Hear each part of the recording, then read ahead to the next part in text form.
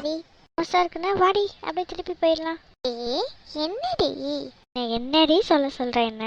இல்லடி, அவன் எனக்கு முட்டி போட்டு ப்ரப்போஸ் பண்ணான்ல, அதே மாதிரி அவன் வந்தவனே நான் ஹக் பண்ணி ஐ லவ் யூன்னு சொல்லிடவா, இல்ல ஐ லவ் யூன்னு சொல்லிட்டு அதுக்கப்புறம் ஹக் பண்ணவா?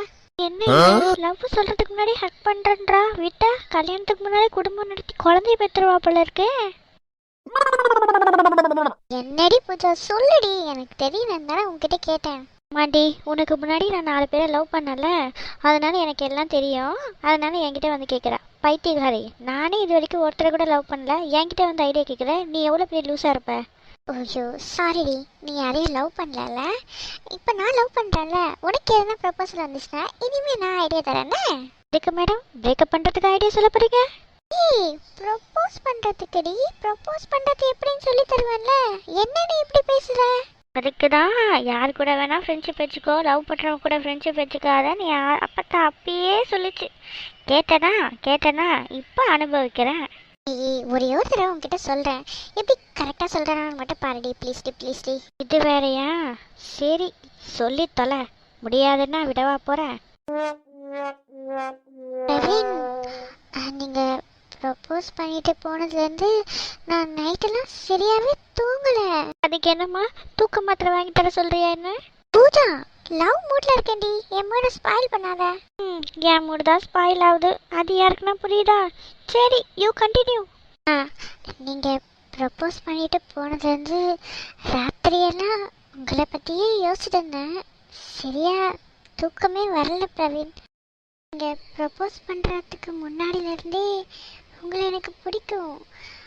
இருந்தாலும் நீங்கள் ப்ரப்போஸ் பண்ணும்போது நான் ஏன் சரின்னு சொல்லனா, கொஞ்சம் டைம் எடுத்து நல்லா யோசிச்சுட்டு பதில் சொல்லலான்னா. அப்பயும் எனக்கு உங்களை தான் பிடிச்சிருந்தது. நல்லா டைம் எடுத்து யோசித்த பிறகும் எனக்கு உங்களை மட்டும்தான் பிடிச்சிருக்கு Praveen. So I love you Praveen. Super, இதே மாதிரி சொல்லிடு. சொல்லுடா மச்சான், அந்த பொண்ணு மனசுக்குள்ள இவ்வளோ ஆசையை வச்சிருக்கேடா, எப்படிடா அதுக்கிட்ட சொல்ல போற? மச்சான், இதெல்லாம் மறைக்கவே முடியாத விஷயம். 2 பேரையும் வச்சுட்டுலாம் என்னால் துரோகம் பண்ணிட்டு வாழ முடியாதுடா. இப்பயே இவகிட்ட உண்மையை சொல்லிட்டு அவள் திட்டுறதையோ அடிக்கிறதையோ வாங்கிட்டே போயிடுவேன். அதுக்கு தான் அப்படி சொல்ல வரலடா. அது எப்படினாலும் உனக்கு பிடிக்காம நடந்த கல்யாணம் தானே, அதுலேருந்து வெளியே வந்துட்டு உனக்கு பிடிச்ச வாழ்க்கையை நீ தேர்ந்தெடுக்கலாம்ல, அதுக்காக சொன்னேன். ஒரு பொண்ணுக்கு லவ் பண்ணுறேன்னு ப்ரப்போஸ் பண்ணிவிட்டு அதையே காப்பாற்ற முடியல, அந்த பொண்ணுக்கு ஏதோ தப்பு பண்ணிவிட்டேன், எனக்கு கல்யாணம் ஆகிடுச்சுன்னு நான் ஃபீல் பண்ணிகிட்ருக்கேன். இதில் நான் தொட்டு தாலி கட்டின ஒரு பொண்ணை விட்டுட்டு வேறு லைஃப்பை தேட சொல்கிறேன். இல்லை மச்சான், உனக்கு முன்னாடி அந்த பொண்ணும் வேறு யாராச்சும் லவ் பண்ணிட்டு இருந்தா நீ ஒன்றும் அந்த பொண்ணுக்கு விருப்பப்பட்டு கட்டலையே, அந்த பொண்ணும் விருப்பப்பட்டு உனக்கு கல்யாணம் பண்ணிக்கலையே. 2 பேருக்கும் ஏதோ சூழ்நிலையால தானே நடந்துச்சு, அதுக்காக சொன்னேன். நீ சொல்ற மாதிரியே அவள் வேற ஒருத்தர் லவ் பண்ணியிருந்தாலும் அது அவளோட பாஸ்டா, அதுக்குள்ள நான் என்னைக்குமே போக மாட்டேன். சப்போஸ் அவளுக்கு என்ன பிடிக்கல, டைவர்ஸ் பண்ணணும்னு நினைச்சாலும் 1 இயர் கேப் இருக்குல்ல, அதான் 1 இயர் நான் அவ கூட தானே இருக்கணும். அது நடுவில் எப்படா இன்னொரு பொண்ணை லவ் பண்ணிட்டு என்னால் அவளுக்கு துரோகம் பண்ண முடியும்? 1 இயருக்கு அப்புறம் உனக்கு டைவர்ஸ் ஆகி அவள் லவ் பண்ண கூட போயிட்டானா, அப்போ உன் நிலைமை என்ன? எனக்கு 200% நம்பிக்கை இருக்கு, இந்த 1 இயர்ல அவளுக்கு என் மேல லவ் வந்து என் கூட தான் இருப்பேன்னு கண்டிப்பா சொல்லுவா. ஏதோ சொல்ற, நல்லதா நடந்தா சந்தோஷம்தான், நல்லதா தான் நடக்கும். இனிமே என் சந்தோஷம், சோகம், துக்கம் எல்லாமே கவிதாவோட மட்டும்தான். வேற யாரும் அது நடுவில் நான் வரவிட மாட்டேன். உன்னை நினைச்சா எனக்கு ரொம்ப பெருமையா இருக்குடா. ஏன்டா கட்டின பொண்டாட்டிக்கு இவ்வளோ உண்மையா இருக்க பத்தியா? அந்த ஒரு காரணத்துக்காக தான்டா, அந்த ஒரு காரணத்துக்காக தான். இப்ப எதுக்குடா உன்ன? அதுக்கு என்னடா மீனிங்க? அதெல்லாம் உனக்கு கல்யாணம் ஆகும்போது புரியும். மூடிக்கிட்டு வா, அவகிட்ட சொல்லி புரிய வைப்போம் முதல்ல. பிரியா, ஐயோ வந்துட்டாண்டி. ஐயோ ஒரே வெக்கமா வருது. நீ பாட்டுக்கு உன் இஷ்டத்துக்கு வெக்கப்பட்டுருவேன், அதை யார் பார்க்கறது? தயவு செஞ்சு திருப்பி பேசிடுமா, என்னால் பார்க்க முடியல. மச்சான், நான் அவகிட்ட கொஞ்சம் தனியா பேசணும். இவ்வளோதானே மச்சான், அவன் ஃப்ரெண்டு நான் தள்ளிட்டு போயிடுறேன், நீங்கள் 2 பேரும் ஃப்ரீயாக பேசிட்டு வாங்க. தேவையில்லாத பிரச்சனை எதுவும் இழுத்துறாதடா. அவங்க பேசி முடிச்சுட்டு வர ரொம்ப நேரம் அவங்க. நம்ம 2 பேர் போய் எதுனா சாப்பிட்டு வந்துருவோமா? ஏய் சாப்பாடா? சரி வாங்க போ. ஆ, என்ன சாப்பாடுன்னு ஒண்ணுமே சொல்லாம கூட வந்துட்டா.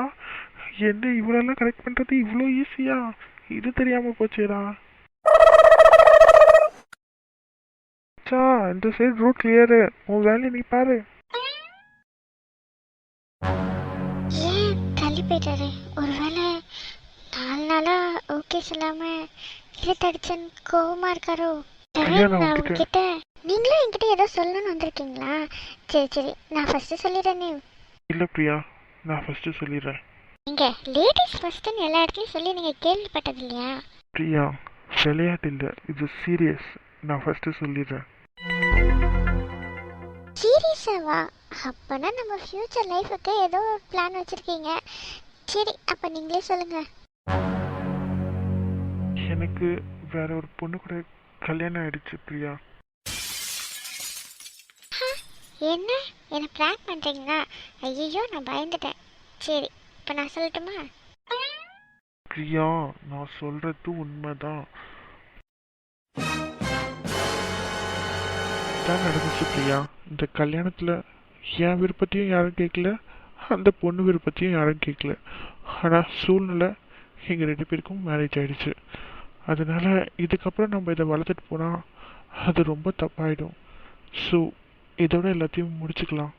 அன்னைக்கு நான் ப்ரப்போஸ் பண்ணும்போது நீங்கள் ஒன்றுமே சொல்லாமல் இருந்ததும் நல்லதாக தான் போச்சுல்ல?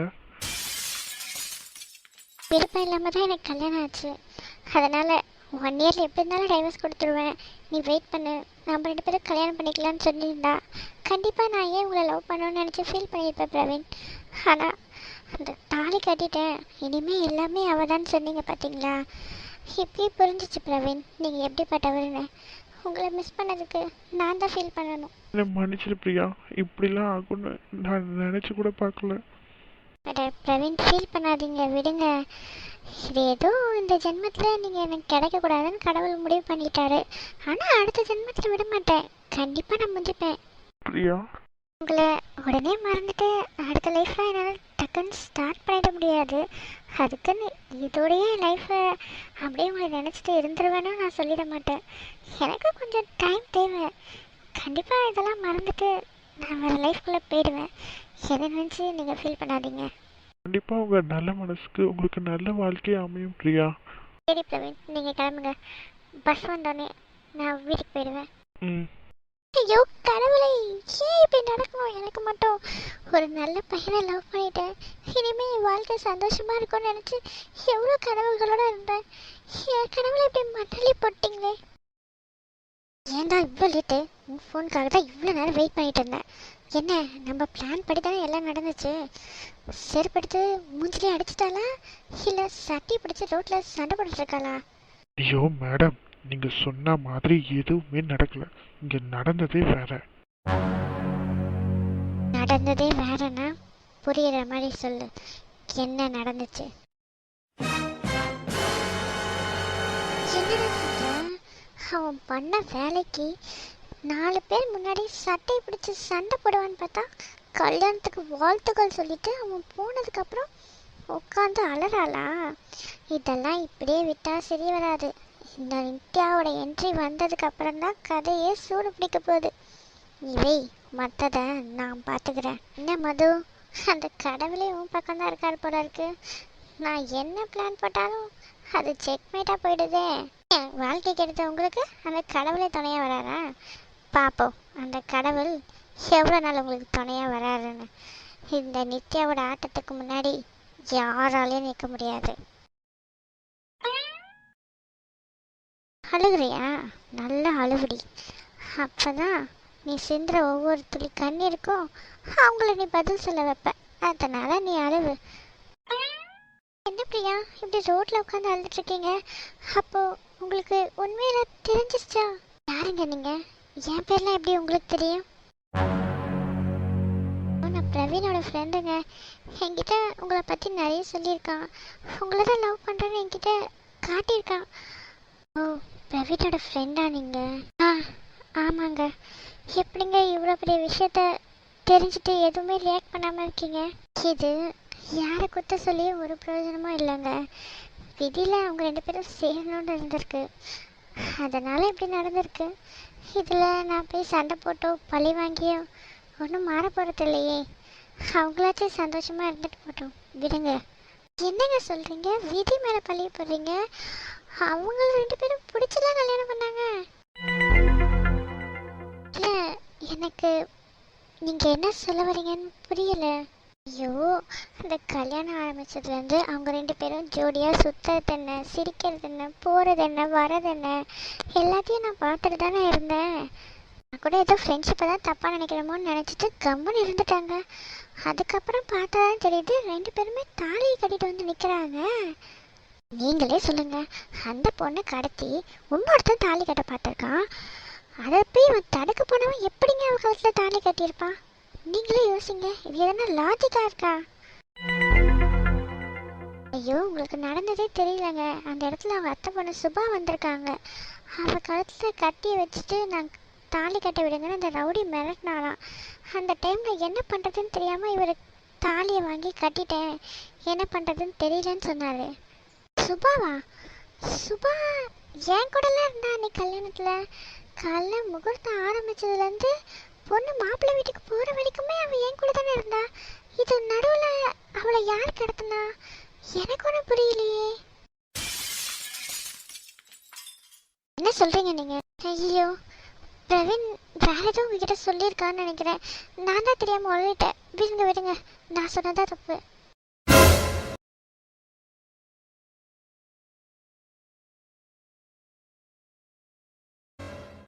நீங்க என்ன நடந்துச்சு ஒழுங்கா சொல்லுங்க என்கிட்ட.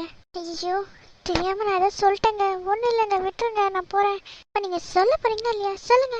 நீங்க நானும் அந்த கடத்தல் நடத்த இடத்துக்கெல்லாம் போகல. அந்த கல்யாணத்துல எல்லாரும் சொன்னதை வச்சு நான் சொல்கிறேன். சுபாலாம் ஒன்றும் அங்கே போகல. சுபா என் கூட தான் இருந்தா அந்த கல்யாணம் முடிகிற வரைக்குமே.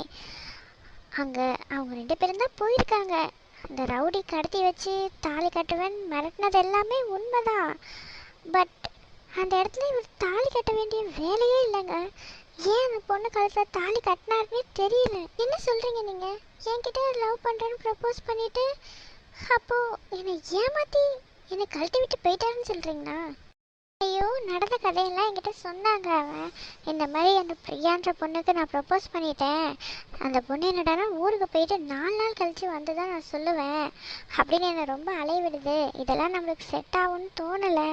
இந்த பாரு, இந்த கவிதா பொண்ணு கூட தான் நல்லா இருக்குது பார்க்குறதுக்கு. எனக்கு தெரிஞ்சு கல்யாணம் முடியறதுக்குள்ளே இதே கரெக்ட் பண்ணிக்கலான்னு நினைக்கிறேன் அப்படின்னு சொல்லிட்டு இருந்தான். நான் ஏதோ சும்மா விளையாட்டுக்கு சொல்கிறான்னு பார்த்தா திடீர்னு கழுத்தில் தாலி கட்டிட்டு வந்து நிற்கிறான். எனக்கு தெரிஞ்சு அந்த பொண்ணு தான் ஏதோ பேசி அவன் மைண்டை மாற்றி கல்யாணம் பண்ணிட்டாங்கன்னு நினைக்கிறேன். தெரியலங்க, எனக்கு தெரியலங்க. நான் ஏதோ எனக்கு தோன்றது சொன்னேன். நீங்கள் இதை வச்சு எந்த முடிவுக்கும் வர வேணாம். நான் உண்மையாக நான் லவ் பண்ணுங்க. எனக்கு துரோகம் பண்ண அவனுக்கு எப்படி மனசு வரும்? சத்தியமாக நான் இதை சும்மா விட போகிறதில்ல. அவனை போய் சட்டையை பிடிச்சி நான் கேள்வி கேட்க போகிறேன். இதைத்தான் நான் எதிர்பார்த்தேன். ஆனால் இதை நீ இப்போ பண்ணக்கூடாது. நான் போகிற பிளான் படி தான் இனிமேல் நீ நடந்துக்கணும். ஐயோ, இப்போ நீங்கள் போய் சட்டையை பிடிச்சி கேட்டால் மட்டும் என்ன மாறிடும்னு நினைக்கிறீங்க? ஒன்றும் மாறாது. இப்போ என்னை அவன் ஏமாற்றிட்டு போவான். அதை பார்த்துட்டு என்னை சும்மா இருக்க சொல்கிறீங்களா? ஐயோ, நானும் ஒரு பொண்ணு தானே பிரியா. உங்கள் கஷ்டம் என்னன்னு எனக்கு புரியாதா? ஐயோ பிரியா, நீங்கள் இவ்வளோ ஃபீல் பண்ணுறதுனால நான் வேணா ஒரு ஐடியா கொடுக்குவேன் உங்களுக்கு. என்ன ஐடியா சொல்லுங்கள். இதாங்க பிளான். இதை படி நடந்தீங்கன்னா கண்டிப்பாக அவங்க 2 பேருமே இதில் அடி வாங்குவாங்க. ஏமாத்துறவங்கள நான் சும்மா விட மாட்டேன். இதை பண்ணால் அவங்கள பழி வாங்கினான்னா கண்டிப்பாக நான் இதை பண்ணுறேன். அவ்வளோதாங்க, ஃப்ரீயாக விடுங்க. இதுக்கப்புறம் நடக்க போகிறத நம்ம 2 பேரும் சேர்ந்து பார்த்துக்கலாம். நீங்கள் ஒன்றும் தனியாக இல்லை, உங்கள் கூட நான் இருக்கேன். ஃபீல் பண்ணாதீங்க. அவன் எடுக்கிற முடிவுலாம் நம்மளுக்கு சாதகமாக தான் இருக்குது. சரி மது, இதுலேருந்து நீ எப்படி தப்பிக்கிறேன்னு பார்க்கலாம். உன் வீட்டில் அடுத்த பாம்பு வெடிக்கிறதுக்கு கவுண்டவுனை ஸ்டார்ட் பண்ணி விட்டுருக்கேன். சீக்கிரமாக வந்து வெடிக்கும். தீபாவளியை நான் வந்து கொண்டாடுறேன். அதுக்கப்புறம் ஏன் பிரியா இப்படி பண்ணுங்க? என் சட்டையை பிடிச்சி அடிச்சு ஏன்டா இப்படி பண்ணேன்னு கேட்டிருந்தா கூட என் மனசு ஆறி இருக்கும். இவ்வளோ மெச்சூர்டாக அந்த விஷயத்தை நீங்கள் ஹேண்டில் பண்ணுவீங்க நான் எதிர்பார்க்கல. பைத்தியக்காரன் இங்கே உட்காந்து என்ன பண்ணிட்டு இருக்கான்? ஓய் ஐயோ பேய் ஏய், என்ன பார்த்தா உனக்கு பேய் மாதிரி தெரியுதாடா? இல்லைங்க, டக்குன்னு இப்படி கிட்ட வந்து கத்துனாலே பயந்துட்டேன், வேற ஒன்றும் இல்லை. சரி, நீ இங்கே வந்து உட்காந்துட்டு இருக்க? நேற்றுலேருந்து சாப்பிடல, பசிக்குதுன்னு காஃபி கூட குடிக்காம கிளம்பிட்டேன். இப்பயாச்சும் வீட்டுக்கு வந்து சாப்பிட்லாம்ல, ஏன் இங்கே வந்து உட்காந்துட்டு இருக்க? அது ஒன்றும் இல்லைங்க, டேய், என்னாச்சு? அதெல்லாம் ஒன்றும் இல்லைங்க, மனசு ஒரு மாதிரியா இருந்துச்சு, அதான். எதுவாக இருந்தாலும் பார்த்துக்கலாம் விடு. எல்லாரும் இருக்கோம்ல, சேர்ந்து ஃபேஸ் பண்ணலாம். நீ தனியாக இருக்கன்னு நினைக்காத, நாங்கள் எல்லாரும் இருக்கோம். கவிதா, என்ன விஷயம்னு என்கிட்ட நீங்கள் கேட்கவே இல்லை. என்கிட்ட சொல்கிற மாதிரி விஷயந்தான் நான் கேட்காமையே என்னையே சொல்லியிருப்பேன். இது அவ்வளோ பெரிய விஷயமா இல்லாமல் இருக்கும், இல்லை எனக்கு தெரியாமல் இருக்கிறது நல்லதாக இருக்கும்னு நீ நினச்சிருப்ப. அதானே, விடு பார்த்துக்கலாம். நீ இவ்வளோ மெச்சூர்டாக இருப்பேன்னு நான் நினைக்கல. அவங்கவுங்களுக்கு ஒரு பர்சனல் ஸ்பேஸ் தேவைப்படும் தானே. சரி வா பிரவீன், வீட்டுக்கு போய் சாப்பிட்லாம். அப்பயே பசிக்குதுன்னு சொன்னல, எல்லாமே ரெடியாக தான் இருக்குது. கவிதா, உங்களுக்கு அப்ஜெக்ஷன் இல்லைன்னா ஒரு 5 மினிட்ஸ் மட்டும் இப்படியே இருந்துட்டு போகலாமே, ப்ளீஸ்.